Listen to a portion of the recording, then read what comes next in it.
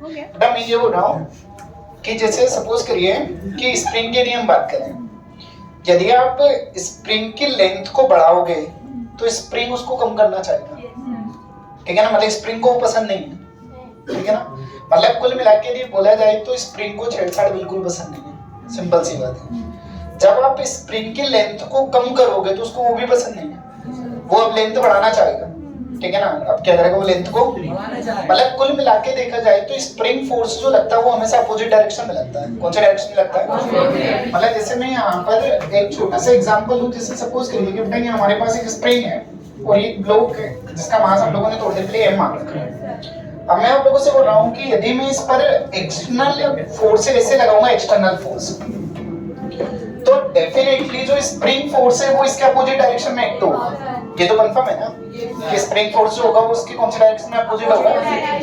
अब एक्चुअल में क्या होता है कि किताबों में स्प्रिंग फोर्स का जो फॉर्मूला होता है वो -kx से लिखा रहता है, और मैं ये नहीं बोल रहा हूँ कि गलत है, वो सही है, क्योंकि एक्चुअल में क्या होता है कि स्प्रिंग को बदलाव पसंद नहीं, मतलब हमने ये सीखा ना कि स्प्रिंग को बदलाव पसंद नहीं, स्प्रिंग को बदलाव पसंद नहीं है, मतलब जब आप उसको उसके लेंथ को बढ़ाओगे तो वो अपने आप में सोचेगा कि मेरी लेंथ तो उतनी ही रहना चाहिए।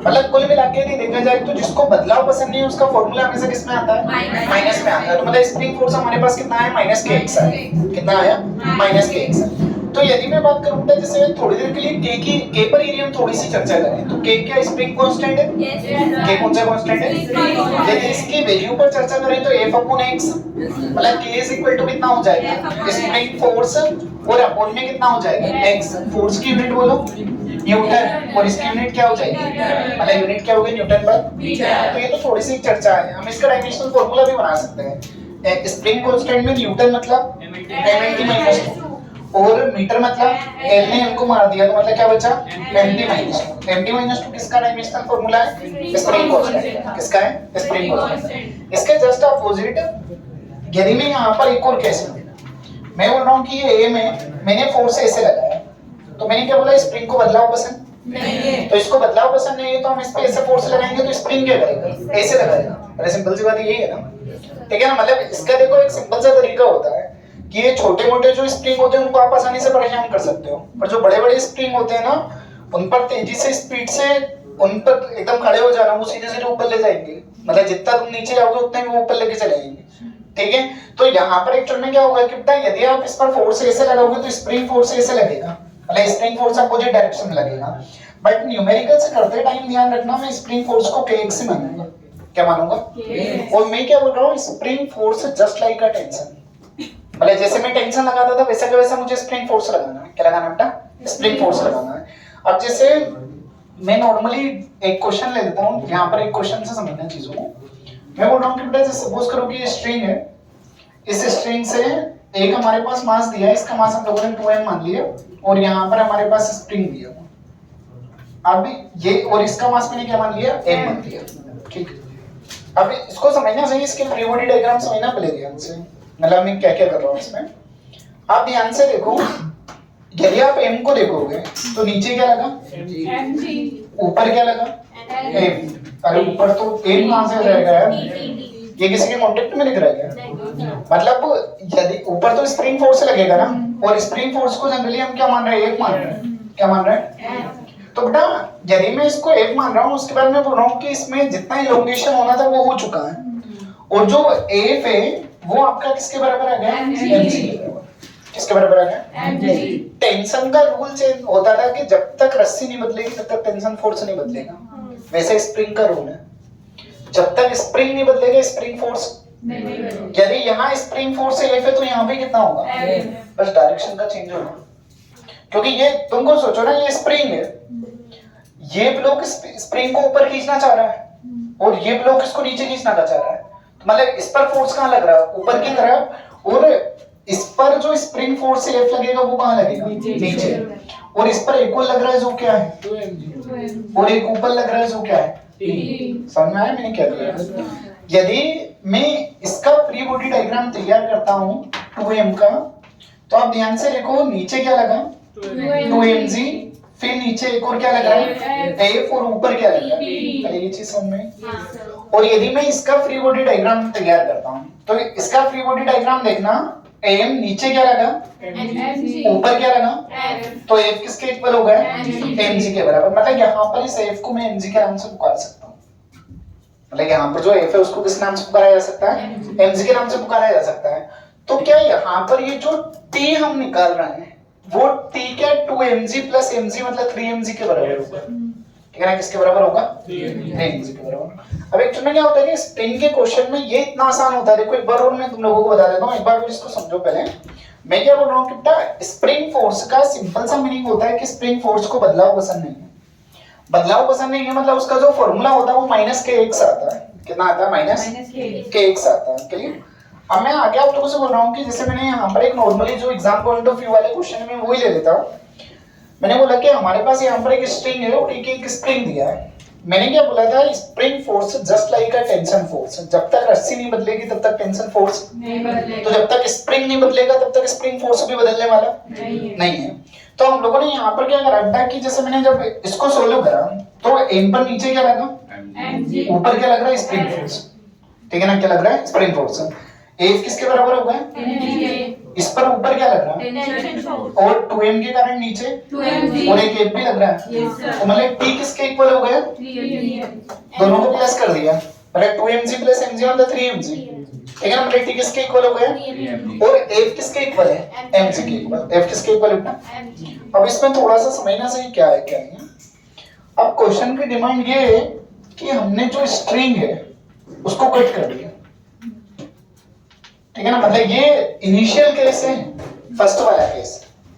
अब मैं बोल रहा हूँ कि और एक कंसेप्ट समझ लेना, ऑटोमेटिक चीजें बनने लगेगी तुम लोगों से कुछ से। मैं बोल रहा हूँ कि स्ट्रिंग को हम लोगों ने कट कर दिया और इसको मैंने यहाँ से कट कर दिया। तो इसको यहाँ से कट करने के बाद जो चीजें हुई उसको समझना। जब इसको हम यहाँ से कट करेंगे तो क्या नीचे आ जाएगा, क्या होगा, नीचे आ जाएगा। तो बेटा एक बात सुनना, जैसे आप 2m का फ्री बॉडी डायग्राम हो ना, वो कोई वही चीजें मैं ले रहा हूँ, ध्यान रखना। 2m पर नीचे लगा 3mg। मैं सही बोल रहा हूँ ना, 3mg समझना ना, 3mg क्यों बोल रहा हूँ क्यों नहीं बोल रहा हूँ। नीचे मतलब f लग रहा है, 2mg लग रहा है, मतलब नीचे 3mg लग रहा है। क्या ऊपर टेंशन फोर्स लग रहा है क्या, क्योंकि उसको तुमने कट कर दिया, कट कर दिया ना। तो क्या ये जो 3mg मतलब इसका एक्सेलरेशन कहाँ हो रहा है, नीचे। तो क्या ये जो 3mg है वो मास इनटू एक्सेलरेशन मतलब 2ma के इक्वल हो गया। सही बोल रहा हूँ ना, किसके इक्वल हो गया, 2m। तो क्या m ने m को मार दिया तो a is equal to 3/2g हो गया। समझना ना क्या होगा, a is equal to कितना हो गया, 3/2g।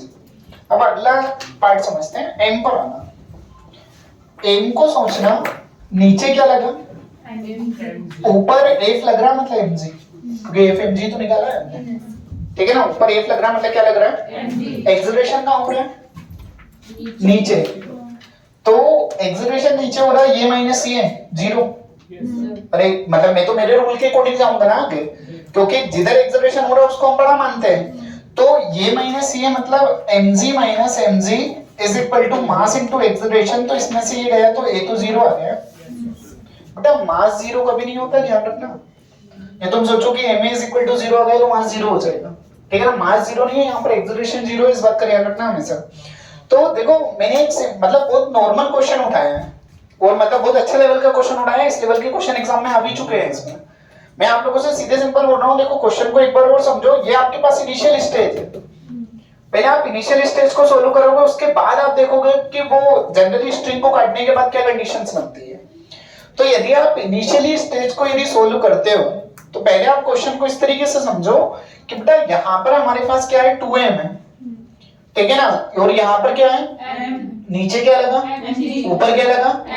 एक बार एक कंडीशन आने के बाद स्प्रिंग ज्यादा खींचता नहीं है, ध्यान रखना, वो रेस्ट में आ जाता है। तो f किसके इक्वल हो गया, 2m पर नीचे क्या लग रहा है, 2mg, और उसके बाद एक स्प्रिंग फोर्स लग रहा है जो क्या है, f। और f जनरली हमारे पास किसके इक्वल आया, तो मतलब t इज इक्वल टू कितना हो गया, 3mg। पहली चीज क्लियर है, कोई दिक्कत नहीं। अब मैं बोल रहा हूँ कि जब हमने स्ट्रिंग को कट करा तो फिर सभी की फ्री बॉडी डायग्राम वापस उठाओ। अब यदि आप सभी की फ्री बॉडी डायग्राम उठाओगे, जैसे 2m को आपने उठाया तो 2m पर नीचे तो 3mg लग रहा है। ठीक है, क्योंकि 3 हम कट किसको कर रहे हैं, स्ट्रिंग को। तो टेंशन फोर्स खत्म होगा, स्प्रिंग फोर्स खत्म जो नहीं होगा। ठीक है ना, कौन सा फोर्स खत्म होगा, टेंशन फोर्स। तो मतलब ये जो 3mg है ये किसके इक्वल होगा? 2mg के इक्वल। m ने m को मार दिया तो बचा क्या? a is equal to 3/2 g। और सेम कंडीशन हम लोगों ने यहाँ पर करी हुई, सेम कंडीशन जो करी हुई है वो यहाँ पर करी। मतलब इस तरीके के कोई से भी क्वेश्चंस आ जाए आप लोगों को मेनली सोल्व करने याद होना चाहिए। मतलब इस तरीके के जो भी क्वेश्चंस आ जाए आप लोगों को, जैसे अब मैं एक नॉर्मल क्वेश्चन ले रहा हूँ उसका आंसर सीधे सीधे तुम लोग करना।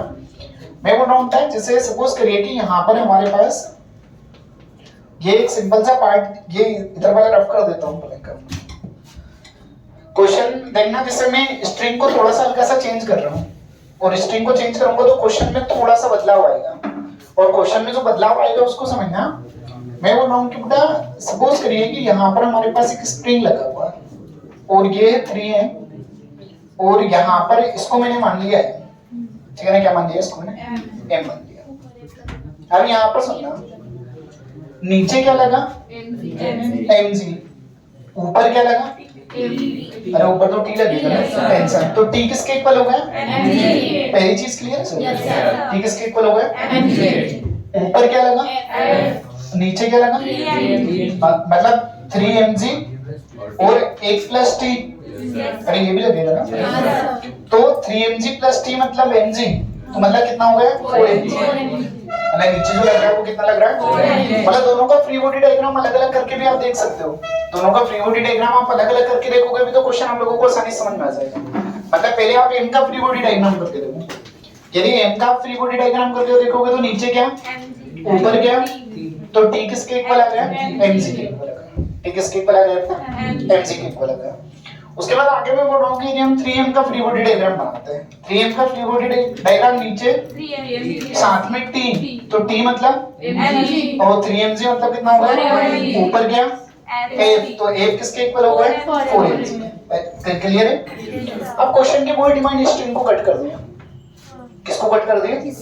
आप बेटा देखना क्वेश्चन में मतलब एक अलग तरीके की चीजें बनेंगी। स्ट्रिंग को कट कर रहे हैं मतलब इसको यहाँ से कट कर दिया। तो अब आप सोचना 3m पर नीचे क्या लग रहा है? ऊपर क्या लग रहा है? f। हाँ बोलो। ये टेंशन फोर्स लगेगा? नहीं, तो टेंशन फोर्स इसके लिए खत्म हो जाएगा, बाकी अभी एक बार टकराने के बाद ऐसा थोड़ी नहीं कि एकदम से वो खत्म हो जाएगा। ठीक है, मतलब मैं बोल रहा हूँ अभी इसका नेट फोर्स मतलब f जो है वो किसके इक्वल है? 4mg के इक्वल है। किसके इक्वल है? 4mg। तो इसमें चेंजेस क्या होगा? अब मेरी बात सुनना बेटा, f किसके इक्वल है? 4mg के इक्वल है। तो मैं आप लोगों से बोल रहा हूँ यहाँ पर बेटा तूने जो क्वेश्चन करा था ना, क्वेश्चन तुझे समझ में आ जाएगा, पहले उसको देखना था क्योंकि बहुत बड़ा डाउट बन जाएगा नहीं तो बाद में। मैं बोल रहा था मैंने इसको यहाँ से कट करा, यहाँ से टेंशन फोर्स का खत्म हुआ।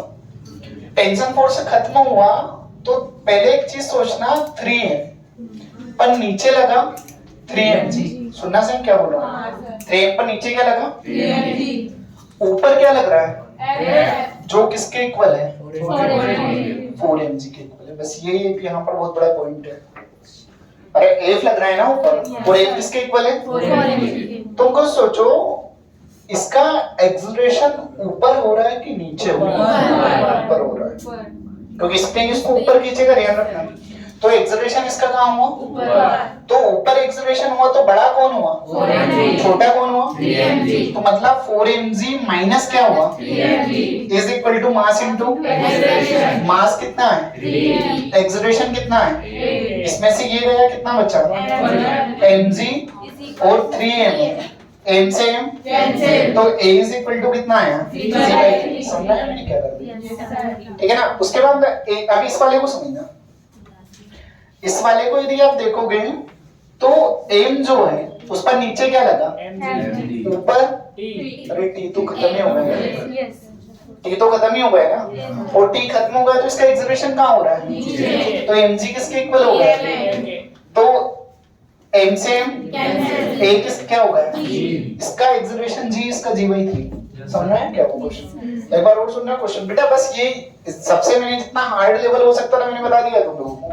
मतलब ये क्वेश्चन एग्जाम में पूछा हुआ है और तुम लोगों से मैं आप लोगों से सीधे सिंपल बोल रहा हूँ, आप सीधे सीधे सुनो, क्वेश्चन को खुद सोल्व करना। ये डायग्राम बना हुआ है, स्प्रिंग मतलब स्प्रिंग फोर्स और स्ट्रिंग मतलब टेंशन फोर्स।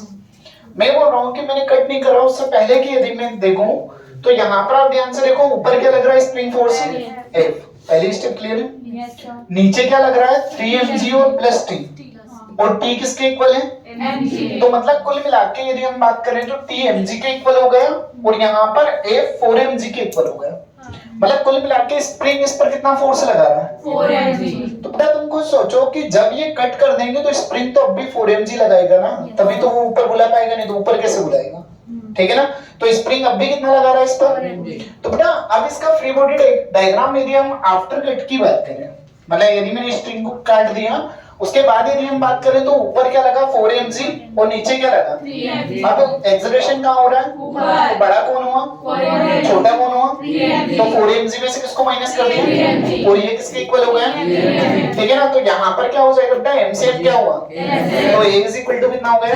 3/3। उसी तरीके से यदि हम इसकी बात करें तो यहाँ पर एक्सेलरेशन नीचे हो रहा है तो मतलब mg किसके इक्वल हो जाएगा? तो मतलब A is equal to कितना हो जाएगा? मतलब यहाँ पर जो A आएगा A जनरली किसके इक्वल हो जाएगा बेटा? G के इक्वल हो जाएगा। तो ये चीज आप लोगों को मेन पता होना चाहिए, ठीक है ना, स्प्रिंग के बारे में। अब स्प्रिंग फोर्स जो होता है वो सीधे सीधे हम लोगों ने क्या लिखा बेटा? kx लिखा है। क्या लिखा है? kx। अब देखो स्प्रिंग में मैं यहाँ पर दो चीजें बता रहा हूँ, पहले उसको समझना, मतलब पहले एग्जाम के पॉइंट ऑफ व्यू से जो है वो देख लेना एक बार। ना स्प्रिंग को दो कॉम्बिनेशन में डिवाइड करा जाता है, एक सीरीज कॉम्बिनेशन होता है और एक पैरेलल कॉम्बिनेशन होता है। मतलब स्प्रिंग जो होता है, स्प्रिंग को यदि जनरली हम बात करें तो दो पार्ट में डिवाइड करा जाता है, एक सीरीज कॉम्बिनेशन होता है और एक क्या होता है? यदि मैं आप लोगों से बात करूं जैसे इस तरीके का जो कॉम्बिनेशन होता है उसको हम बोलते हैं सीरीज कॉम्बिनेशन। कौन सा कॉम्बिनेशन बोलते हैं? और इसका फॉर्मूला याद रखना 1/k इज इक्वल टू होता है 1/k1 प्लस 1/k2। अब इसको डायरेक्ट सोल्व करने की चीज सुनना, यदि हमें इसको डायरेक्ट सोल्व करना है तो 1/k इज इक्वल टू यहाँ पर एलसीएम लेंगे कितना आएगा और यहाँ पर हो गया k2 प्लस k1। तो यहाँ पर k इज इक्वल टू कितना आ जाएगा? k1 k2 और अपॉन में कितना आ जाएगा? k2 plus. ये डायरेक्ट सोल्व करना याद होना चाहिए आपको, ठीक है? डायरेक्ट सोल्व करना याद, मतलब यहाँ पर हम बात करें इसमें सीरीज कॉम्बिनेशन में। अब डायरेक्ट सोल्व करना याद होना चाहिए, इसका मतलब ये है कि इसको ही समझना है। यहाँ पर मैं बोल रहा हूँ कि 6 और 3 हमारे पास सीरीज कॉम्बिनेशन में जो है, किसमें जो है?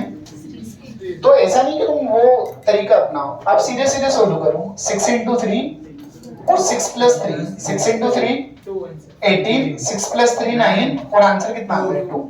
मतलब ये मेथड आपको अपनाना, ठीक है ना? मतलब हालांकि सोल्व इससे करोगे तो भी आंसर आएगा, पर कंपटीशन में तो स्पीड मेंटेन करना जरूरी होता है, तो आपको स्पीड मेंटेन करना बहुत जरूरी पार्ट रहेगा, ध्यान रखना। उसके बाद यदि मैं पैरेलल कॉम्बिनेशन में बात करूं तो पैरेलल कॉम्बिनेशन में क्या होता है कि ये इस तरीके से कनेक्ट होता है। ये ब्लॉक का मास कितना हो गया? m हो गया। ये रेजिस्टेंस का उल्टा होता है। 10th वाले बच्चों को भी रेजिस्टेंस में पढ़ा है तो तुम्हें याद ही होगा। सीरीज कॉम्बिनेशन में रेजिस्टेंस होता है R = R1 + R2 + R3, तो ये उसका उल्टा होता है। ये हो जाएगा 1/k = 1/k1 + 1/k2 + 1/k3। और parallel combination just series combination होता है। k = हो जाएगा k1 + k2 प्लस कितना हो जाएगा? k3। कितना हो जाएगा? k1 + k2 प्लस कितना होगा? k3। अब बेटा देखो एक थोड़ा सा क्वेश्चन करते हैं हम इसी के ऊपर। हमारे पास मतलब 3 स्प्रिंग कांस्टेंट दिए हैं, जैसे एक दिया है 3, एक दिया है 6 और एक दिया है 2। आपसे बोला है कि आप एक काम करिए, सीरीज कॉम्बिनेशन में इनका रिजल्टेंट निकालिए। तो देखो सीरीज कॉम्बिनेशन में क्या करना है, आपको ऐसा नहीं करना है 1/3 प्लस 1/6 प्लस 1/2। आपको पहले आप इन दोनों को सोल्व करो। 3 into 6 3 + 6 3 into 6 3 + 6 आंसर कितना है 2। ये और 2 और इस 2 को सोल्व कर लो। 2 into 2 + 2 + 2, तो 2 into 2 4, 2 + 2 4, मतलब आंसर कितना है? ये ऐसे सोल्व करना है आप लोगों को, ठीक है? उसके बाद यदि मैं पैरेलल कॉम्बिनेशन की बात करूं तो पैरेलल कॉम्बिनेशन में तो इसका सीधे सीधे आंसर हो जाएगा 6 और 3 कितना होगा? 9 और 2 कितना होगा? बस खत्म चीज, ठीक है ना? मतलब ये फॉर्मूले आप लोगों को नहीं याद होना चाहिए। मैं आप लोगों से क्या बोल रहा हूं कि बेटा यदि हम सीरीज कॉम्बिनेशन की बात करें, किसकी बात कर रहे हैं? तो सीरीज कॉम्बिनेशन में इसका फॉर्मूला क्या होता है? 1/k is equal to 1/k1 plus 1/k2। और पैरेलल कॉम्बिनेशन में बात करें तो फॉर्मूला कितना होता है? k is equal to k1 plus k2 plus k3। ये फॉर्मूले याद होना चाहिए। क्या बोल रहा हूं मैं? सीरीज कॉम्बिनेशन में क्या होता है?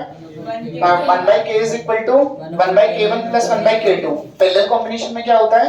k is equal to k1 plus k2। मतलब ये फॉर्मूले याद होना चाहिए। और इनको डायरेक्ट सोल्व करना समझ में आ गया कैसे सोल्व करना है? जैसे 6 और 3 सीरीज में है तो 6 into 3/6 + 3, और यदि उधर की साइड वो है तो उसमें भी सेम यही है। कितना हो जाएगा? पहले इन दोनों को सोल्व कर लो, आंसर कितना है 2। इस 2 के साथ ये 2 किस कौन से कॉम्बिनेशन में आ जाएगा बेटा? पैरेलल कॉम्बिनेशन में, तो उसको सॉल्व कर लो ना। स्प्रिंग में देखो एक और मुसीबत होती है, वो सुनो।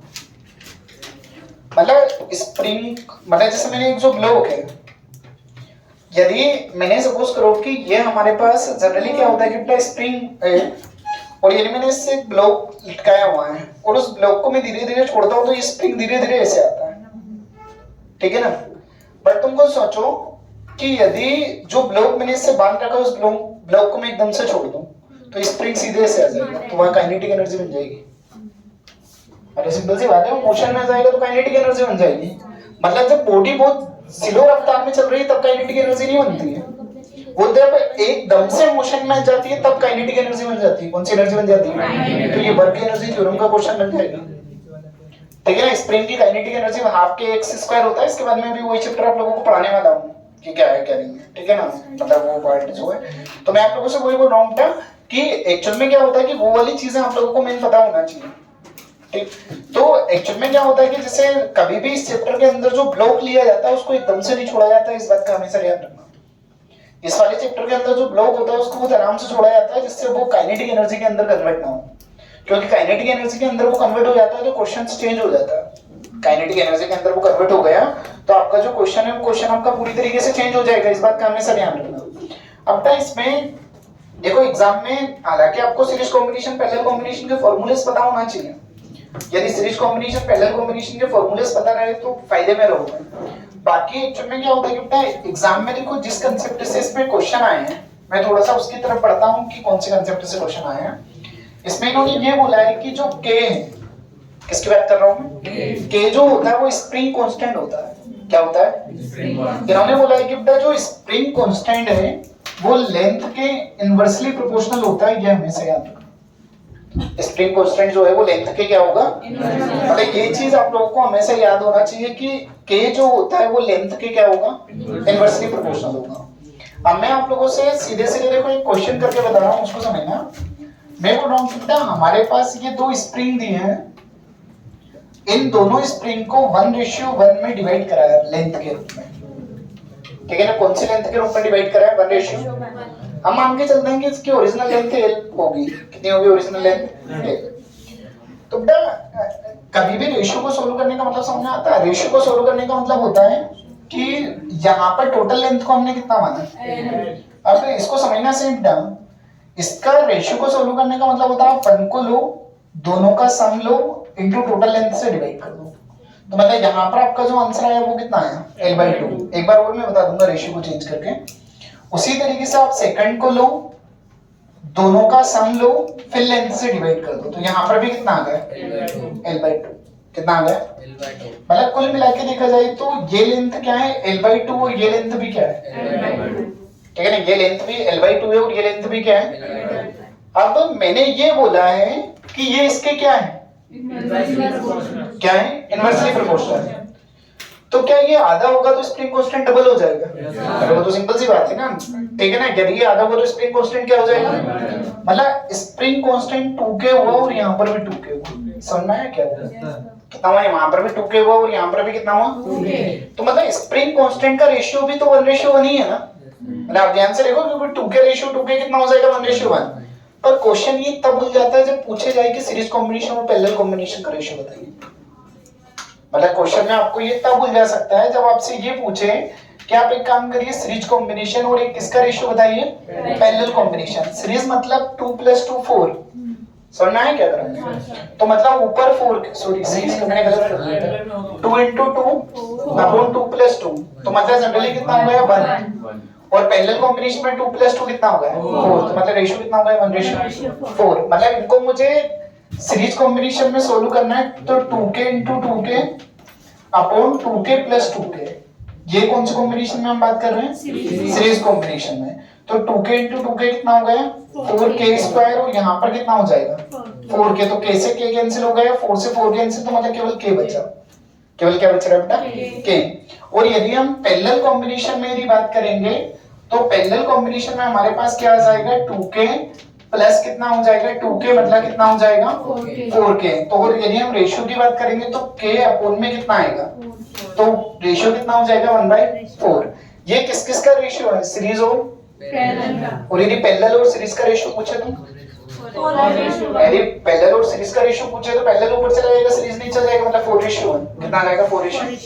मतलब मैं एक और क्वेश्चन देखो, सेम क्वेश्चन इसी तरीके का एक और क्वेश्चन देखना, उसका आंसर करना। मैं बोल रहा हूँ कि बेटा यहाँ पर हमारे पास ये 3 स्प्रिंग्स दी हैं, उनके लेंथ को डिवाइड करा है 1:1 में।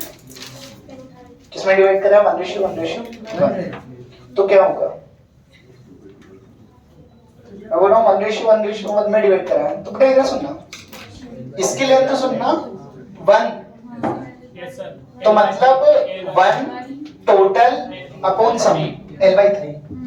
अरे ये कैसे हो रहा है? ये समझ में आ रहा है? मतलब ये मैं किस तरीके से कर रहा हूँ, जैसे ये 1:1 है, तो मैंने इसको लिया, दोनों का सम लिया, इनटू टोटल से मल्टीप्लाई करा।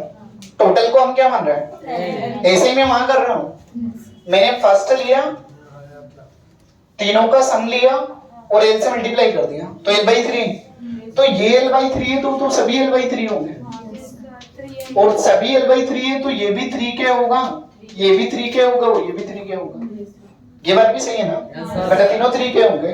अब मैं बात करूं, जैसे मैं पैरेलल कॉम्बिनेशन में ही बात करूं, तो पैरेलल कॉम्बिनेशन में भी हम बात करेंगे तो 3k + 3k 6k + 3k कितना होगा?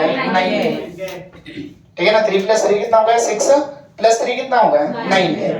यदि मैं सीरीज कॉम्बिनेशन में यदि हम बात करें तो सीरीज कॉम्बिनेशन में कितना हो जाएगा बेटा? 3 × 3 3 + 3, तो यहाँ पर कितना हो गया? 9/6। कितना हो गया? 9/6। तो यहाँ पर कितना हो गया? 3/2। ठीक है ना? कितना हो जाएगा? 3/2। अब ये 3/2 और 3 फिर कौन सा कॉम्बिनेशन में होगा? पैरेलल कॉम्बिनेशन, सीरीज कॉम्बिनेशन में होगा। तो यहाँ पर क्या हो जाएगा? 3/2 × 3 और 3/2 प्लस कितना होगा? 3। बस इसको सोल्व करके उससे डिवाइड कर दो, मतलब इसको सोल्व करना और आपको उससे डिवाइड करना। मतलब आप लोगों को ये वाली मेथड पता होना चाहिए कि हम ये कैसे निकालते हैं। मैं आप लोगों से एक बार और बोल रहा हूँ कि बेटा ये सम 1:1 मतलब 1 × टोटल अपॉन 3। ठीक है ना? 3 हमने क्यों करा है? क्योंकि हमने टोटल के सम से डिवाइड करा है। क्लियर? उसके बाद ये वाली चीज आप लोगों को पता होना चाहिए, मतलब ये वाला जो पार्ट हम लोगों ने इस तरफ देखा है, एक ये वाला पार्ट आप लोगों को मेनली पता होना चाहिए क्या करा है क्या नहीं करा। अब उसके बाद देखो थोड़ा सा हल्का सा मैं रेशियो को बदल रहा हूँ, मतलब रेशियो को यदि हम चेंज कर देंगे तो क्वेश्चन किस तरीके से बनेगा वो समझना पड़ेगा। मैंने रेशियो को चेंज करके लिया है, मैं बोल रहा हूँ कि रेशियो है हमारे पास 1:2:3, मतलब ये वाला रेशियो है। टोटल लेंथ को हमने ले लिया। तो बेटा अब यहाँ पर समझना, इसकी लेंथ मतलब 32516, तो इसकी लेंथ L/6, इसकी लेंथ बेटा 2L/6 मतलब L/3, इसकी लेंथ 3L/6। अरे ये क्या हो रहा है? ये तो समझ में आ रहा है, मतलब ये कैसे समझ में आना चाहिए, तभी आगे का गेल का प्रॉब्लम तो कोई मतलब ही नहीं निकलेगा कि हम निकाल कैसे रहे हैं। तो यहाँ पर कितना आ गया? 2। कितना आ गया? 2। अब ये 6 के, ये 3 के और ये 2 के। आपसे पूछा कि what is the ratio of series combination and parallel combination. आप सीरीज और पैरेलल का रेशियो बताइए। सीरीज मतलब देखो पहले हम बात कर रहे हैं सीरीज का, सोल्व करने में हेल्प करना। 6 × 3 6 + 3 6 × 3 कितना? 18/9, तो कितना आ गया? 2। ये 2 इसके साथ पैरेलल में, तो कितना हो गया? 2 × 2 + 2 तो मतलब कितना आ गया? 1। कितना आ जाएगा? 1। अब यदि हम आगे बात करें इसी के अंदर, तो ये तो हमारे पास कौन सा कॉम्बिनेशन में करता है? Series combination. यदि हम सेम कंडीशन हम कौन सा कॉम्बिनेशन में ले रहे हैं, तो यहाँ पर 3 to 5 और 6 कितना हो गया? 11। तो मतलब पैरेलल कॉम्बिनेशन में कितना आ गया? 11 के। अब आपसे रेशियो पूछा जाए कि आप सीरीज अपॉन पैरेलल बताओ, तो सीरीज कितना है और पैरेलल कितना है, और ये भी पूछे पैरेलल और सीरीज, तो 11/1। ये क्वेश्चन एग्जाम में आ चुका है, मतलब ये वाला जो क्वेश्चन है। तो ये आपको इस तरीके से उसको सोल्व करना पता होना चाहिए कि हम किस तरीके से सोल्व कर सकते हैं, क्या क्या है क्या क्या नहीं है। मतलब आप लोगों को जो ये वाला पार्ट है, ये वाला